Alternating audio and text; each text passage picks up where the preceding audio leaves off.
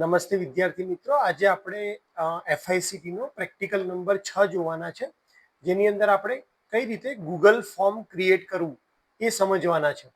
તો Google form create કરવા માટે તમારે ગૂગલ ડ્રાઈવમાં લોગિન કરવું પડે, જે તમે તમારી પાસે રહેલા જીમેલ આઈડીથી તમે જીમેલ આઈડીથી જીમેલમાં લોગિન કરો અને ત્યારબાદ તમે ડાયરેક્ટ ગૂગલ ડ્રાઈવ લખી અને એની અંદર લોગિન કરી શકો છો. જેમ કે અત્યારે મેં ડ્રાઈવ ઉપર ક્લિક કર્યું તો મારું મેલ આઈડી ઓલરેડી છે જ, તો મારું ગૂગલ ડ્રાઈવ ઓપન થઈ ગયું છે. અથવા તો તમે જીમેલ ટાઈપ કરો,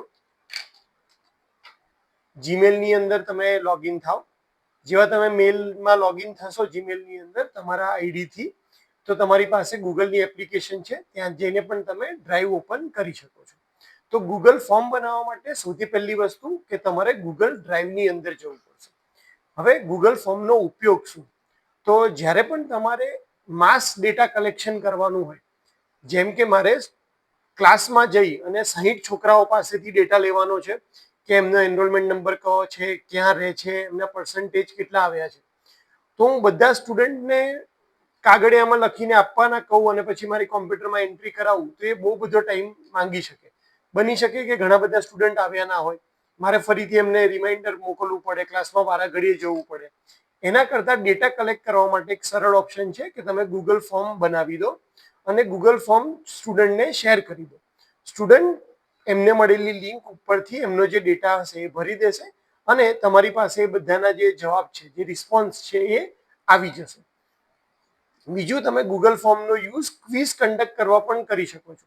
કોરોના ટાઈમમાં આપણે બધાને ખ્યાલ છે કે સ્કૂલ અને કોલેજીસ બંધ હતી, ત્યારે તમે સ્ટુડન્ટની એક્ઝામ લેવા માટે આપણે ગૂગલ ફોર્મની મદદથી MCQ ક્રિએટ કરી અને એક્ઝામ કન્ડક્ટ કરતા હતા.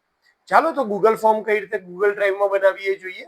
ગૂગલ ડ્રાઈવમાં આવ્યા બાદ તમારે ન્યૂ ઉપર ક્લિક કરવાનું છે, ત્યારબાદ ગૂગલ ફોર્મ ઉપર ક્લિક કરવાનું છે અને એની અંદર તમે ગૂગલ ફોર્મ સિમ્પલ ફોર્મ બનાવવા માંગો છો કે જે ડેટા યુઝ કરવા માટે કામ લાગે, કે પછી તમે ક્વિઝ બનાવવા માંગો છો.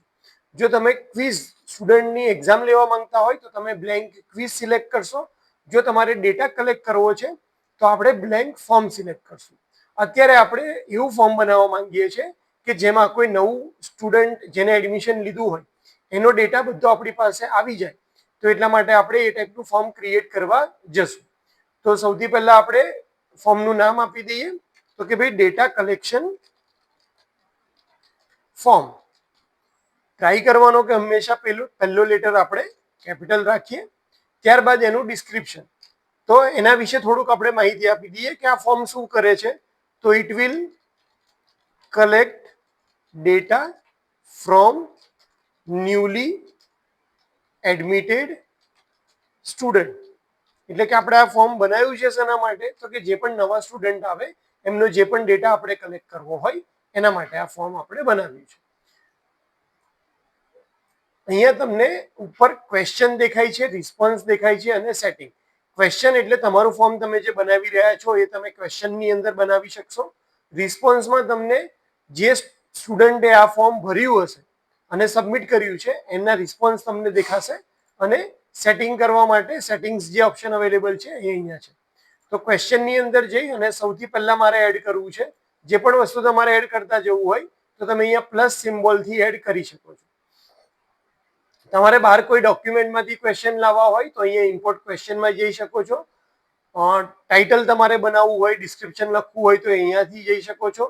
કોઈ ઇમેજ એડ કરવી હોય, જેમ કે મારે કેજે પોલિટેકનિકની ઇમેજ એડ કરવી છે, તો હું ગૂગલ ઇમેજીસમાં જઈ અને સર્ચ કરીશ શ્રી કેજે પોલિટેકનિક. અત્યારે અહીંયા કોઈ ઇમેજ નથી દેખાડતી, તો હું અહીંયા શ્રી કેજે પોલિટેકનિક લખી પોલિટેકનિક ઇમેજીસ સર્ચ કરું છું. તો મારી પાસે આ બધી ઇમેજ આવી. એમાંથી હું આપણી કોલેજનો જે લોગો છે એને હું સેવ ઇમેજ કરી અને મારા ડાઉનલોડ્સની અંદર સેવ કરી દઉં છું. લોગો ન્યૂ નામ આપી દઉં છું, સેવ કરું છું.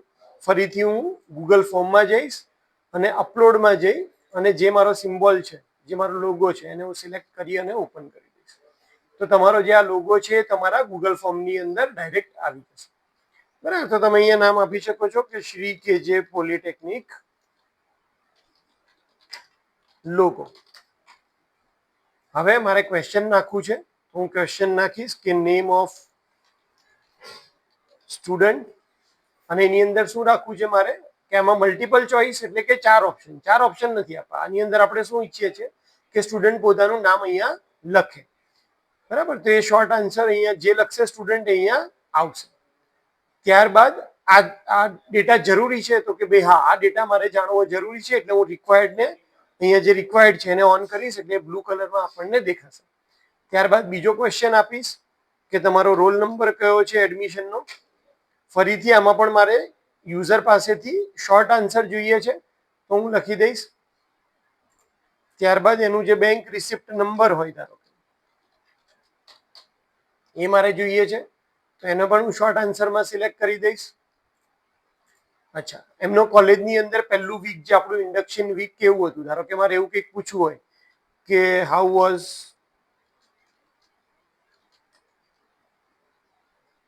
યોર ઇન્ડક્શન વીક, કે જેમાં એ લોકો પોતાનો આન્સર મને એક સ્કેલના ફોર્મમાં આપે, જેમ કે 1 થી 5, જેમાં 1 હશે એ સૌથી સારું, તો હું અહીંયા લખીશ વેરી ગુડ. અને 5 નંબરનું લેબલ એટલે જે 5 માર્ક આપશે, એટલે ખરેખર આપણે સિક્વન્સમાં જોયા જઈએ તો ઓછો નંબર એ ખરાબ કહેવાય, તો આપણે અહીંયા વેરી ગુડની જગ્યાએ લખી દઈશું વેરી બેડ, અને અહીંયા લખી દઈશું વેરી ગુડ. એટલે જો 5 નંબર આપણને આપે તો એ હશે વેરી ગુડ. તો એ લિનિયર સ્કેલના ફોર્મમાં પણ આન્સર આપી શકે છે. પછી આપણે એડ કરી દઈએ યોર સિટી, એટલે એનું સિટીનું નામ લખી દેશે શોર્ટ આન્સરમાં. ત્યારબાદ યોર એડ્રેસ, તો એડ્રેસ પણ શોર્ટ ફોર્મની અંદર આન્સર. હવે મારે કોઈ પણ ટાઈમે જોવું હોય કે આ ફોર્મ દેખાશે કેવું, તો ઉપર આપને અહીંયા આ આંખ જેવું લખ્યું સિમ્બોલ છે જે પ્રિવ્યુ દેખાડે છે, એટલે યુઝરને જે ફોર્મ મળશે એની અંદર લખેલું હશે ડેટા કલેક્ટ ફોર્મ, એનો ઈમેલ આઈડી આપણે રેકોર્ડ કરીશું, એને આ લોગો દેખાશે આપણો, જેમાં એને પોતાનું નામ અહીંયા એ ટાઈપ કરશે, રોલ નંબર ટાઈપ કરશે, બેંક રિસિપ્ટ નંબર, એનો ઇન્ડક્શનનો એક્સપિરિયન્સ કેવો રહ્યો એ અહીંયા આપને જવાબ આપશે, સિટી એડ્રેસ લખશે, આવું એ ફોર્મ દેખાતું હશે. હવે મારે યુઝર પાસે એનો ફોટોગ્રાફ અપલોડ કરાવવો છે, જેમ કે તો હું લખીશ યોર ફોટો, અને ઓપ્શનમાં જઈશ અને એની પાસેથી ફાઇલ અપલોડનો ઓપ્શન આપીશ કે જેમાં એ ફાઇલ અપલોડ પોતાની કરી શકે. અહીંયા હું કન્ટિન્યુ આપી દઉં છું એકવાર. તો હવે શું થશે કે યુઝર પોતાનો ફોટો અહીંયા અપલોડ કરી શકશે. ફાઇલ અપલોડમાં આપણે ઓપ્શન આપ્યો છે એટલા માટે.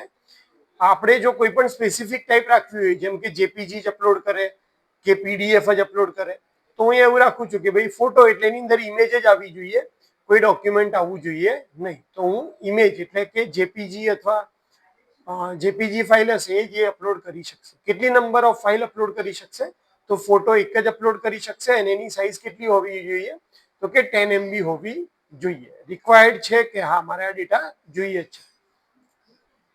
ત્યારબાદ એના એડમિશનનો ડેટા, એટલે કે એડમિશન ડોક્યુમેન્ટ મારે એની પાસે અપલોડ કરાવવા છે, તો હું એની પાસે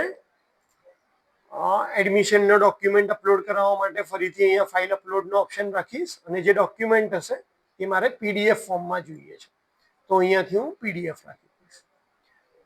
તો આપણી પાસે યુઝર પાસે જે માંગવાનો ડેટા છે એની અંદર કયા કયા ઓપ્શન અવેલેબલ છે, તો આપણી પાસે એની અંદર શોર્ટ આન્સર, પેરેગ્રાફ આખો એને લખવા દેવો હોય તો, મલ્ટિપલ ચોઇસ, ચેકબોક્સ એટલે કે એને આ કોલેજમાં એડમિશન લીધું એ સારું કર્યું કે નહીં, તો યસ અથવા નોમાં એ ટીક કરીને જવાબ આપે.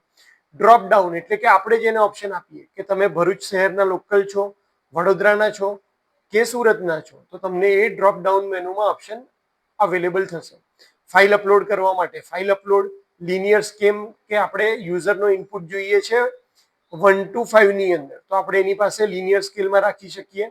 એની પાસે આપણે રેટિંગ અપાવી શકીએ, જેમ તમે ગૂગલ પ્લે સ્ટોરમાં કોઈ ગેમ રમો કે એપ્લિકેશન લખો તો જેમાં રેટિંગ આવે છે એવી રીતે રેટિંગ આપી શકીએ. મલ્ટિપલ ચોઇસ તમે ગ્રીડના ફોર્મમાં પણ એમસીક્યુ બનાવી શકો, એવી રીતે ટીક એટલે કે એક કરતાં વધારે ઓપ્શનને ટીક કરવા હોય તો એ વધારે ઓપ્શન ટીક કરી શકે. ડેટ અને ટાઈમ, આટલા ઓપ્શન આપણે એને આપી શકીએ છીએ. હવે મારું આ ફોર્મ બનીને રેડી થઈ ગયું છે. તો મારે એને યુઝરને મોકલવું હોય, સ્ટુડન્ટને મોકલવું હોય તો હું શું કરીશ, પબ્લિશ ઉપર ક્લિક કરીશ અને કોણ આ લિંક ભરી શકે, તો કે જેની પાસે આ લિંક હોય એ આ લોકો ફોર્મ ભરી શકશે. અને એની અંદર તમે મેનેજ કરવા માંગો તો એની અંદર પણ આપણને અવેલેબલ ઓપ્શન છે કે તમે ખાલી પર્ટિક્યુલર લોકોને જ મોકલવા માંગતા હોય તો તમે પર્ટિક્યુલર લોકોના મેલ આઈડી નાખીને એ કરી શકો છો. આપણે અહીંયા પબ્લિશ ઉપર ક્લિક કરશું એટલે આ ફોર્મ હવે બની ગયું છે અને એને શેર કરવા માટે મારે એની લિંક બનાવવી પડશે. તો હું કોપી રિસ્પોન્ડર લિંકમાં જઈશ. આ લિંક બહુ મોટી બને છે એટલે એને નાની કરી દઈશ શોર્ટન લિંકની મદદથી અને આ લિંકને કોપી કરી દઈશ. હવે આ લિંક કોપી થયા બાદ હું મારું વોટ્સઅપ અથવા ટેલિગ્રામ જે પણ ચેનલ હોય એની અંદર આ લિંક સ્ટુડન્ટ સાથે શેર કરીશ તો સ્ટુડન્ટ એની અંદર પોતાનો ડેટા ભરી શકે છે. તો આવી રીતે તમે કોઈ પણ ગૂગલ ફોર્મ જે છે એનો ડેટા કલેક્ટ કરવા માટે અથવા તો ક્વિઝ બનાવવા માટે યુઝ કરી શકો છો. આ ફોર્મ તમારી ડ્રાઈવની અંદર જ સેવ રહેશે. જેમ કે આનું નામ ડેટા કલેક્શન ફોર્મ છે. હવે હું ધારો કે ગૂગલ ફોર્મ બંધ પણ કરી દઉં છું તો ડ્રાઈવની અંદર તમારી પાસે આ ફોર્મ તમને અવેલેબલ જ રહેશે. ડ્રાઈવમાં તમારો બહુ બધા ડેટા હોય તો તમે રિસેન્ટ ઉપર ક્લિક કરશો તો તમે જે ડેટા બનાવ્યો છે એ તમને અહીંયા મળી જશે. તમારું ગૂગલ ફોર્મ જે છે એ તમને અહીંયા જોવા મળી જશે. અને સ્ટુડન્ટ જેવું પણ એ ફોર્મ, ધારો કે અત્યારે હું એને શેર કરી દઉં છું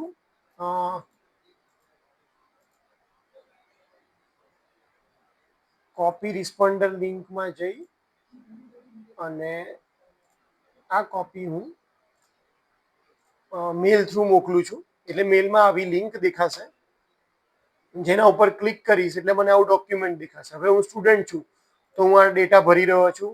અત્યારે હું કોઈ પણ નંબર લખી દઉં છું, રિસિપ્ટ નંબર પણ કંઈ પણ લખી દઉં છું કારણ કે આપણે ખાલી ટેસ્ટ કરવા માંગીએ છીએ. સિટીમાં ધારો કે હું વડોદરા લખું, એડ્રેસ અત્યારે કોઈ પણ લખી દઉં છું. મારો ફોટો અપલોડ કરવાનું કે છે તો હું